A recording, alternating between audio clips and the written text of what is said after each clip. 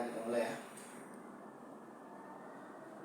Assalamualaikum warahmatullahi wabarakatuh.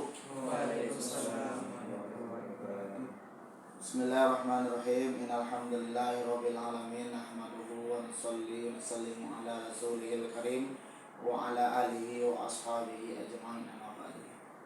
Alhamdulillah, para ustaz-ustaz muda ya yang dirahmati Allah Subhanahu wa taala. Sebagaimana yang telah kita dengarkan kata-kata nasihat dari Ustaz Sidi tadi dan juga dari Ustaz Mukhlis ya, pendek tapi padat ya. Itulah sebenarnya ya, masa depan kita itu adalah apa yang kita bangun sekarang ini. Sebenarnya masa depan itu di akhirat sebenarnya. Di dunia ini sebenarnya belum masa depan sebenarnya. Kalau seandainya dunia ini masa depan, maka orang-orang yang meninggal waktu belum balik kayak yang tadi pagi kan, berarti dia nggak punya masa depan. Kalau dia tidak punya masa depan, berarti Allah nggak adil. Mustahil Allah tidak adil kan. Jadi yang dimaksud masa depan para ulama itu adalah akhirat. Nah, bagaimana nasib kita di akhirat? Itu apa yang kita usahakan ketika sekarang. Kemudian apa yang kita panen di akhirat? Di apa yang kita tanam benih sekarang. Maka saudara semuanya, kita sekarang berada di pondok pesantren. Pondok pesantren ini adalah pahlawan pendidikan di zaman sekarang ini. Dan keberhasilan pondok pesantren ini sudah teruji berabad-abad lamanya. Dan orang kadang-kadang melihat keberhasilan pesantren itu seolah-olah di bawah sekolah-sekolah lain, ya kan? Tapi sebenarnya tidak. Bagaimana Pak Pohan kemarin menyampaikan, beliau ini malah bukan santri, beliau ini malah bukan orang-orang yang hari-hari di pondok sama kita, tapi beliau memahami pondok pesantren begitu indahnya, begitu hebatnya, ya kan? Beliau memahami pengorbanan kita di pesantren ini begitu luhurnya. Kadang-kadang kita yang hari-hari di pesantren ini kadang-kadang melirik keluar gitu, seolah-olah orang lain itu lebih hebat pada kita. Nah, kita nggak boleh merasa diri kita hebat, tapi apa yang kita usahakan ini suatu perkara yang luar biasa. Maka Nabi menyampaikan mafhumnya, barang siapa yang diberi Al-Quran oleh Allah, kemudian dia merasa orang lain yang diberi oleh Allah itu lebih baik kepada dia, maka dia termasuk orang yang tidak bersyukur. Nah, jadi gitu. Bahkan siapa yang kenal dengan Eyang Habibie, Profesor Insinyur B.J. Habibie, MSc, MSI, Mr. Sain, MSc. Beliau ini orang terhebat, IQ-nya tertinggi seluruh dunia di masa beliau. Bahkan penelitian beliau dihargai sampai sekarang oleh internasional. Tetapi beliau mengatakan, seandainya beliau bisa memutar waktu, kata beliau, maka beliau akan belajar ilmu agama. Nah, jadi itu semuanya ya. Bagaimana kita bersyukur dengan apa yang Allah berikan kepada kita. Kemudian yang kedua, ciri-ciri ilmu kita itu barokah adalah ketika kita masih di pondok, Allah sudah gunakan diri kita untuk mengabdikan pada umat. Itu ciri-ciri ya. Maka alhamdulillah Al-Mukarram Sa'ade Satino nih sudah tahun berapa deh? Tahun ketiga ya? Sudah tahun ketiga beliau mengabdi di sini. Ini luar biasa. Terus begitu juga ke yang Yusuf dan sebagainya, ini baru tahun pertama ya. Dan memang harapan kita ke depannya yang akan membesarkan An-Ni'mah ini adalah An-Ni'mah, ustaz yang hasil didikan An-Ni'mah. Karena ada di samping mempunyai keterampilan, juga punya rasa, ya kan? Benar nggak? Punya rasa. Mungkin kalau ustaz lain, misalnya saya kasih tugas sama Gus Tasbi, mungkin masih ada rasa tidak patuhnya, mungkin masih ada, atau mungkin jiwa dongkolnya masih ada mungkin ya. Tapi kalau seandainya yang Gus Tasbi suruh atau Ustaz suruh atau Pak Kiai suruh, yang An-Ni'mah sendiri, yang murid-murid Ustaz sendiri, maka saya yakin tidak akan ada dongkol sedikit, tidak ada akan keberatan sedikit pun dalam hati. Karena itu ciri santri seperti itu. Kalau Ustaz lalu Tomboro dulu sana Jadi suatu kebanggaan kami itu adalah apabila beri tugas sama kiai, apalagi kiai yang beri, apalagi gusnya yang beri itu senang sekali, bahkan rebutan. Nah, itu jiwa santri di sana. Kenapa? Dalamnya ada keberkahan, dalamnya apa? Ada ridho guru. Ridho guru itu yang mahal, dapat ilmu itu bisa dia dapat di mana saja, ya kan? Bahkan di Google itu lebih banyak, apalagi maktabah Samila. Kayak Ustaz sekarang contohnya, Ustaz dulu belajar di Pondok Temboro sampai berapa tahun, mungkin Ustaz belum selesai semua kitab guys, tebal-tebal ini. Tapi saya ngajak Ustaz koleksi, bakal Ustaz tambah lagi. Ustaz ingin belajar sendiri. Apa-apa yang sampai guru-guru Ustaz dulu, Ustaz ulang lagi. Nah, kenapa? Kita sudah dapat keberkahannya, kita sudah dapat ridho guru, kita telah dapat doanya guru, dapat ijazah dari guru. Tapi coba kalau nggak dapat, belajar sendiri. Siapa yang tidak punya guru?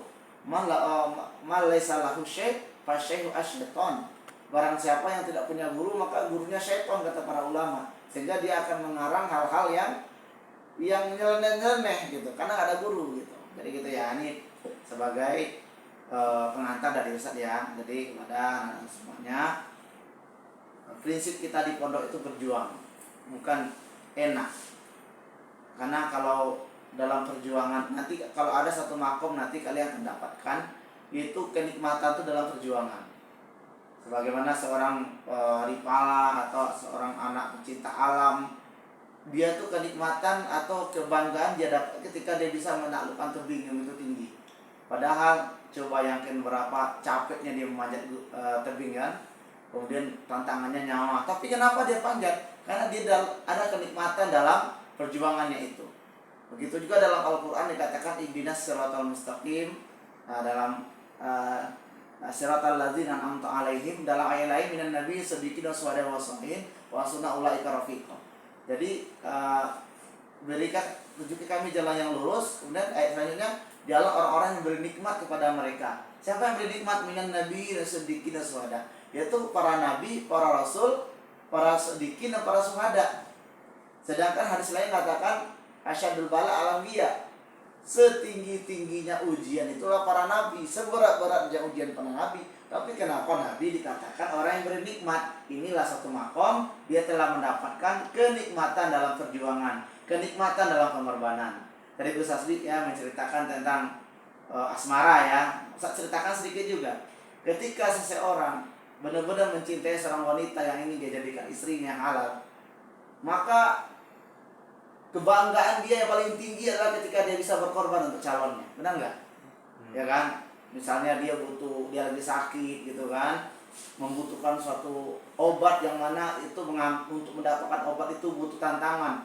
Pastilah ketika dia telah dicalonkan atau dia tunangannya, dia akan berkorban apapun untuk mendapatkannya. Ya kan? Di situ kenikmatannya ketika dia dapat menyenangkan hati kekasihnya, maksudnya calon istrinya ya, maka disitulah letak kenikmatannya. Begitu juga bagi seorang yang ini Ustaz bicara agak tinggi sedikit ya, orang-orang yang benar-benar mencintai Allah, mahabbatullah, mencintai Rasul, mencintai agama, dia merasa senang, dia merasa bangga ketika dia bisa berbuat banyak untuk membantu agama. Maka di pondok pesantren ini, adik-adik semuanya, kemarin kita diskusi ya sama keluarga dalam, Pak Kiai, Bu Nyai, Gus Asbi, dan juga Ustaz senior lainnya. Jadi malah Pak Kiai itu merasa kaget mendengar ada waktu-waktu kosong bagi kalian. Maksudnya ada jadwal-jadwal yang pernah dibuat dulu, ya kan? Maka beliau kaget, kok bisa seperti ini, kata beliau. Akhirnya Pak Kiai malah agak bicaranya agak tegas, kok seperti ini. Nggak ada ceritanya seorang pejuang seperti ini, ya kan? Akhirnya kita rumuskan lagi lah. Yang kemarin juga kan saya kaget dulu kan ketika ketika musyawarah Ustaz pulang KKN dulu. Akhirnya saya klarifikasi ke Gus Hasbi, apa benar udah dirubah Gus? Gus Hasbi pun kaget. Beliau tidak tahu menahu tentang hal itu, gitu kan? Jadi hanya didiskusikan lagi. Maksudnya apa? Kita ingin selama 1 tahun pengabdian di sini, anak-anak Ustaz semuanya, Ustaz muda, saya ingin kalian mendapatkan hal yang banyak. Nah, kalau untuk senang-senang itu banyak di luar sana itu. Sabarlah dulu. Nah, nanti kalau kalian misalnya jadi misalnya sudah berhasil gitu kan, punya jadi bisnismen, seorang ulama punya jadi bisnismen atau jadi pejabat pimpinan yang soleh, nanti uang yang cari kalian, orang-orang akan datang khidmat sama kalian. Kalau sekarang ini kita sungguh-sungguh dulu ya. Kalau Ustaz dulu masa-masa kalian ini, umur kalian ini siang jadi malam, malam jadi siang begitu Ustaz. Tidak ada kata capek dulu. Bahkan Ustaz belajar sampai jam 3 malam, pagi-pagi harus khidmat lagi, harus sholat tahajud lagi, ya kan, harus puasa lagi. Akhirnya apa? Ya Allah nampakkan keberhasilannya walaupun sedang proses itu kan. Gitu juga harapan untuk semuanya ya. Kalau sampai sini Dedek semuanya ya. Jangan ada rasa dalam hati kalian, ini kayaknya kita capek lagi kali. Nah, kalau seperti itu pikiran kita, itu ciri-ciri orang yang tidak akan menjadi orang hebat. Ya kan? Kalau orang pikirnya bagaimana nikmatnya saya, bagaimana nyamannya saya, kalau seperti itu pikirannya, maka tidak akan jadi orang hebat, tidak akan jadi pahlawan. Pahlawan itu, ya kata Pak Rocky Gerung ya, nggak apa-apa ya kita nukil sedikit kata beliau kan. Jadi kata beliau tuh yang dikatakan pahlawan tuh dia melampaui satu batas. Kalau dia melaksanakan satu perkara standar itu namanya pahlawan namanya. Tapi kalau dia melewati daripada target itu, maka itu namanya pahlawan. Nah, itu kata beliau seperti itu. Kita nggak akan melebihi itu, kita target sesuai target aja. Nah, seperti itu ya. Jadi banyak hal yang harus kita diskusikan Ustaz semuanya. Karena Pondok An-Ni'mah ini semakin lama target kita semakin hebat, semakin besar, semakin kompleks. Walaupun jumlah santri sedikit sekarang dibanding dulu, tapi keberhasilan pondok itu jangan dilihat di kuantitas, jangan dilihat dengan jumlahnya sedikit, tapi lihat kualitas, baik kualitas pimpinannya, kualitas ustadz-ustadznya, kualitas santrinya, kualitas outputnya, itu yang dilihat, ya kan? Nah, jadi gitu. Ada namanya top management, ada namanya middle management, ada first management. Nah, gitu. Itu yang dilihat. Jangan dilihat jumlah. Itu Albina, Pondok Albina yang ada di Jawa sana. Dia hanya menerima 313 orang santri, yang daftar tuh ribuan. Biaya formulirnya 850. Dia ambil berapa? 313 ya. Apakah dia tidak bermutu? Oh loh, jangan tanya. Masuknya aja 47 juta masuknya aja. Gimana Sade? Siap ngajar sana? Masuk aja 47 juta masuknya. Itu antri. Kenapa? Dia melihat mutu bukan jumlah. Maka saya tidak pernah mengatakan An-Ni'mah itu rendah, mutunya tidak. Saya nggak melihat dari segi jumlah santri, tapi saya lihat adalah dari kualitas.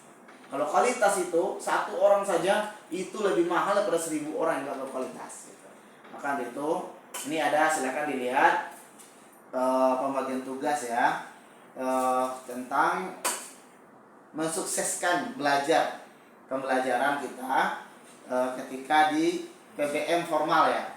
Kalau di luar formal itu berlaku seperti biasa. Tapi yang ini masuk adalah program formal ya. Jadi kalau di sana dulu, kalau di Temboro sana jumlah santrinya 53.000 banyaknya. Ya. Itu bisa berjalan dengan baik, dengan rapi. Kenapa? Ustadz pengabdiannya nomor 1. Bahkan di situ tidak ada ustadz pengabdian yang pakai HP kalau di sana. Tidak ada ustadz pengabdian yang pakai motor kalau di sana. Tapi kalau kita mungkin belum sampai tingkat itu. Sehingga santrinya begitu banyak, guru-guru senior tuh hanya ngajar saja. Ada santri nggak masuk, saya itu nggak dipikir sama ustadz senior itu. Tinggal ngajar saja, karena keilmuan ustadz senior itu yang kita harapkan. Nah, tapi siapa yang terlambat, yang mengatur masuknya, keluarnya, guru nggak datang, siapa yang gantiin, itu ustadz pengabdian. Malah mereka tuh bukan hanya pengabdian, tapi juga belajar. Namanya belajar takhusus namanya, gitu kan? Nah, itu yang ingin kita contoh. Jadi makanya kalau ketika ustadz yang terbiasa dengan perjuangan, terbiasa perjuangan, terbiasa perjuangan Pak Kiai, jadi melihat kita longgar itu kayak mendidih darah kita gitu. Nah, darah perjuangannya mendidih. Jangan sangka kalian capek ya. Jangan sangka kalian capek, lebih capek pada Ustaz Usman. Jangan sangka. Tahu nggak, Ustaz Usman hampir nggak ada waktu istirahat. Bahkan hampir nggak ada waktu sama anak dan istri. Apa ingin membesarkan An-Ni'mah ini? Apakah untuk pribadi Ustaz? Tidak, untuk umat, ya kan? Untuk umat. Ustaz ingin di akhirat sana nanti santri-santri termasuk kalian juga mungkin Rizky Ihsan jadi hafiz Quran nanti kan, bisa mensyafaati Ustaz di akhirat. Itu yang Ustaz harapkan. Ustaz Ade nanti mungkin karena sudah 3 tahun udah banyak murid-muridnya.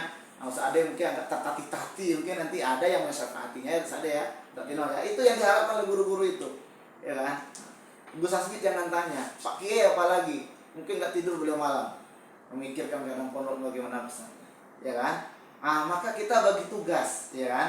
Bagi tugas bagaimana hal-hal yang bisa dilakukan oleh kalian. Jangan harus Ustaz Usman juga yang turun.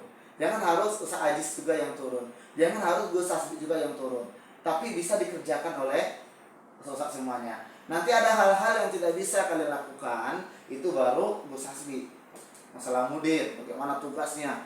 Misalnya Ustaz sebagai wakil mudir juga sebagai sekretaris yayasan atau di bidang yayasan, apa yang harus Ustaz lakukan. Itu banyak hal yang harus kita lakukan. Jadi Ustaz semuanya, jangan kita merasa kita paling capek di dunia ini atau dinikmati. Tidak, masih orang-orang yang di atas kita itu nampaknya dia senang, tapi luar biasa. Bahkan Ustaz itu kayak itu biasanya enak aku jadi santri ya.